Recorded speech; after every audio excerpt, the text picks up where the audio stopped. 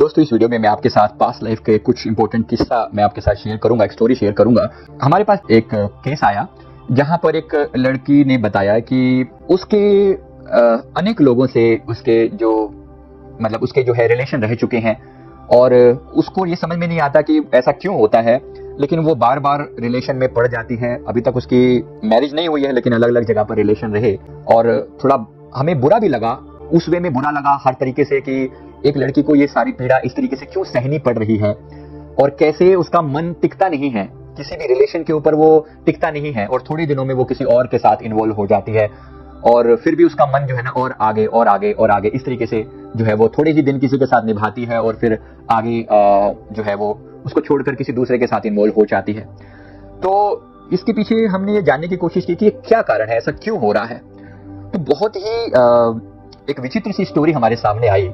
Past life देखने पर हमें समझ में आया कि ये लड़की पिछले जीवन में एक ईसाई पादरी थी और इसका जो ये जैसे ईसाई पादरी आप जानते हैं कि जो फादर होते हैं वो किसी अच्छे सिटी में थी जहां पर बहुत सारे लोग उस कैथेड्रल में उस चर्च में आते थे और आकर उसके सामने पादरी के सामने कन्फेशन करते थे। तो जब लोग कन्फेशन करते, अब जैसे कि उसको बार बार कन्फेशन में ऐसा सुनना पड़ता कि ये मैंने उस लड़की के साथ इल्लीगल रिलेशन बनाया। कभी कोई जेंट्स आकर ऐसा कन्फेशन कर रहा है, कभी कोई लेडीज आकर इस तरह से कन्फेशन कर रही है कि मेरा उससे इस तरीके से गलत संबंध बन गया। तो ये जो पादरी था इसने अपने इमोशंस को दबाया हुआ था। इसके अंदर भी वो डिजायर थी, मतलब फिजिकल रिलेशन की डिजायर थी, लेकिन ये अपने आप को हमेशा दबा कर रहता था। तो इसकी जब ये लोगों के कन्फेशन सुनता, इसके मन में वो डिजायर बार बार पैदा होती कि मतलब ऐसे लोग सारे मजे ले रहे हैं, मुझे भी मजे मिलने चाहिए थे। मैं फालतू में कहां ये मैं पादरी बनकर बैठा हूं, मुझे भी मजे मिलने चाहिए थे, ऐसा उसके मन में आया था। तो कुदरत जो है हमारी छोटी से छोटी डिजायर को, जब आप कोई भी सोच रखते हैं, कोई भी विचार करते हैं, तो हमारी विचार शक्ति इतनी पावरफुल होती है कि वो संदेश ब्रह्मांड को लगातार जाता है। बी केयरफुल, अच्छे से इस बात का ख्याल रखें कि आपकी वो जो वाइब्रेशन जो आप भेजते हो किसी भी चीज के प्रति, जो आप डिजायर पैदा करते हो, वो डिजायर ही अगले जीवन की जो वासना है, वो जो डिजायर है, वो अगले जीवन में जो आपको मिलने वाला है उसकी वो कड़ी बन जाती है, उसका वो लिंक बन जाती है। यहाँ जो आपकी डिजायर थी अगले जीवन में, वो डिजायर आज नहीं तो कल, कल नहीं तो परसों, इस जीवन में नहीं तो अगले, अगले नहीं तो अगले में पूरी तो जरूर होगी। इसलिए अपने मन में विचार सोच समझ कर उठाना। सिर्फ इतना ही ये मैसेज देना था। इस लड़के की, इस पादरी की ये डिजायर पूरी हुई इस लड़की के रूप में जब इसने जन्म लिया। ये सेम लड़की है, इसके मन में डिजायर थी कि मुझे भी ये मतलब ये जो मजा लोग ले रहे हैं ये मुझे भी लेना है। इस तरीके से उसे वैसा ही माहौल मिला, घर से दूर रहा करती थी, तो वैसे ही लोगों की संगत मिली जिन्होंने उसको बूस्ट अप किया और वैसे ही फिर उसके जो है कई जगह पर उसकी रिलेशन बनते चले गए। तो अंततः अब ये दुखी है, परेशान है, क्योंकि इसे डर सताता रहता है, कोई मतलब ऐसे कोई सेक्सुअल डिजीज ना हो जाए या ऐसे लोगों पर ट्रस्ट नहीं होता। शरीर में तरह तरह की बीमारियां लग गई हैं, जैसे इसे डिप्रेशन है, इसे शुगर की बीमारी है, डायबिटीज है, इसे लिवर की कोई प्रॉब्लम है, इसका पेट हमेशा खराब रहता है, इसे कब्ज रहती है। तो ये अलग अलग बीमारियां, क्योंकि अलग अलग तरीकों से लोगों के साथ इन्वॉल्व रही, तो अलग अलग बीमारियां पैदा हुई। मेरे कहने का मतलब क्या कि आपकी हर डिजायर को, आपकी हर मांग को कुदरत, नेचर बड़ी सीरियसली लेती है, क्योंकि हम भी क्रिएटर हैं। हम कोई भी विचार अगर दिमाग में पैदा कर रहे हैं ना, तो केयरफुल रहिएगा, आपकी छोटी से छोटी डिमांड भी सुनी जा रही है और आज नहीं तो कल और कल नहीं तो परसों पूरी होगी। और जब वो पूरी होगी तो किस रूप में पूरी होगी आप नहीं जान सकते।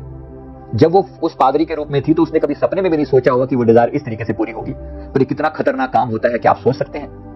इसलिए केयरफुल रहने की जरूरत है, अपने दिमाग की, अपनी सोच पर हम कंट्रोल कर पाए। अभी इसका सॉल्यूशन क्या, हमने उसको बताया है और अभी इस पर काम चल रहा है।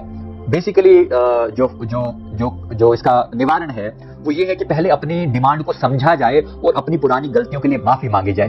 तुम्हारी डिमांड पूरी की जा रही है, तुमने गलत चीज डाल दी थी दिमाग में, तो कुदरत ने वो पूरा किया है। आज आप भी अपने जीवन पर दृष्टि डालकर देखिए, आपके जीवन में जो भी सुख, जो भी दुख, जो भी परिस्थितियां पैदा हुई हैं, वो सब आपकी अपनी ही मांग की हुई है। अलग अलग वे में, अलग अलग तरीकों से आपने कुछ मांगा था और वैसे ही आपको मिला है।